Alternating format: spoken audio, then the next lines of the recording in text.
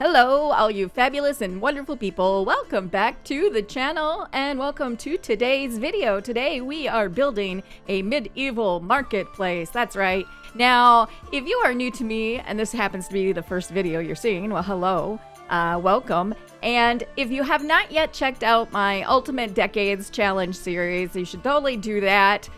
So in the last couple of videos of that challenge, I have been talking about how I wanted to build a marketplace. We have built already a tavern, which in case you haven't seen that and you're interested, you should go check that out. I'll make sure to put links to this in the description down below. So yeah, I wanted to make a marketplace. Now, I have no clue what a marketplace looks like. Well, I shouldn't say I don't have a clue. I have an idea of what it might look like in medieval times, but I did look up, and researched a little bit and got some images and, got some inspiration from that. But basically, their medieval marketplace was just a place that would come through usually once a week, and you could come and sell your wares. You'd set up a stall and you would just sell your wares and stuff. But it was usually in a village. It was in front of like a storefront. So that's what I'm building here. I just built a little storefront. I knew I wanted like a blacksmith shop and a bakery, and I did add like an apothecary shop. Here I initially started with four little buildings there, you can see, but I couldn't think of what to fill that fourth one with. I didn't know what else to put in there because I was limited on the items I have from the game and the CC that I found. Here I'm just putting up all the stalls. Of course, I knew I wanted some stalls, but I also wanted some stalls that are functional that we can actually use, which are those selling tables. All of these stalls, I believe the majority of them, if not all of them, are by Ignelli. I have these up on my website, so you should totally go check that out, which is just www.SeeJenGame.com, where I keep all of my CC. I try to keep it up to date. It is a difficult task, but I'm trying my best. But anyways, all of this stuff should be up there as when this video goes up or very shortly after. So yeah, I really like these stalls. Now, some of the stalls take the place of the food vendors and stuff that you have in the game. It's just like a reskin of the food vendors. And so the other stalls are stalls that you can use, your Sims can use. So here we are inside now. We're building. I didn't know, you guys. The rooms are so small. I didn't know how I was going to fit everything in.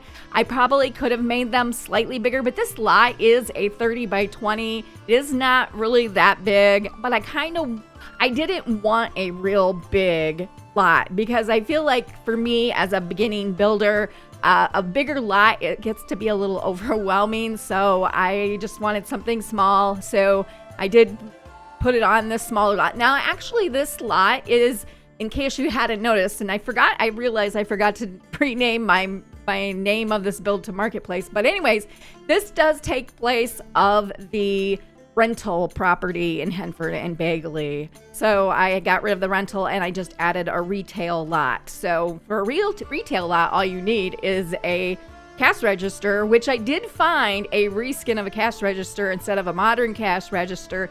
It is just like a little coin box with a ledger, which is pretty cool. So yeah, here we have the armory I just finished out. I was kind of all over the place. I was in and out. I tend to be, whenever I start in the area and then I don't know what to do next, I'll go on to something else and come back to it later. It's just how my brain works. Our brain all works differently, so mine just happens to be kind of in and out of everything. So here we're just putting up the bakery, and I'm not a real big fan of this CC texture of this display case, which I end up actually changing here. You'll see in a little bit because it ends up glitching out through the top floor. So you have all the shops in the bottom, and then above is where the shopkeepers would live. Typically, that's how they did it. Usually, shopkeepers lived right above their shops. So that's what I kind of did.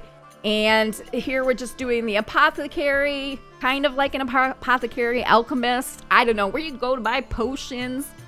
So I just wanted to kind of throw in that little spell kind of caster vibes, potion maker. I don't know what you call it, but I just wanted to throw that in there for this time because I feel like it should be here. So I really like it. Maybe the Sims will come here for potions, like love potions or something. I don't know. You guys, I really don't know. But I think it looked cute. I think out of all 3 of these shops, this one is probably my favorite, is this apothecary. And I think you can see that I crammed so much stuff into this little shop compared to the other 2. Of course, I did have a lot of CC for like alchemist and potions and stuff. I seem to have like an overabundance of it. I don't know why.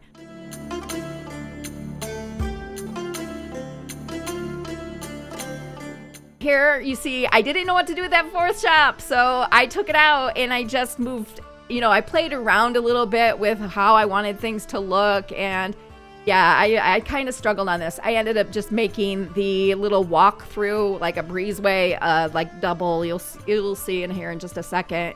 But it's just like a little breezeway. I do like how this turned out, and it was really fun to do. I did get a little bit frustrated on these little storefront builds. Maybe next time if I make it, I might choose a bigger lot just so I can get a few more shops. But to be honest, maybe not, because I didn't know what to fill that 4th shop with because I didn't have CC.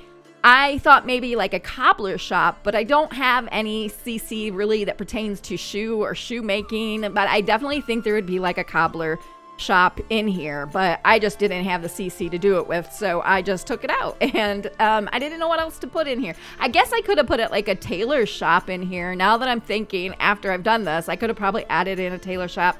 I don't know, maybe I'll come back later to this and edit it and add in that. Who knows? But yeah, here I'm just working on the breezeway. Now I wanted a double big arch, and I found that the arches from the werewolf packs actually kind of work. So I went with those, and it's not too bad. I just really didn't have any kind of like medieval looking. I guess it kind of looks medieval. I don't know.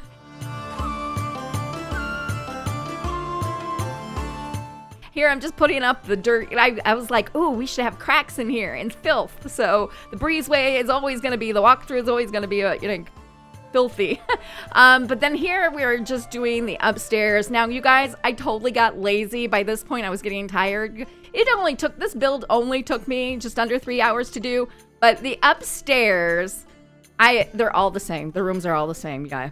Here you see I did take out that display case and put this in. I end up liking this a lot better. I only wish that I had something better to hang on the wall that, I guess I could have put up shelves with more breads and pies and stuff on it now that I think about it. But yeah, here we're doing just the rooms. They're all the same.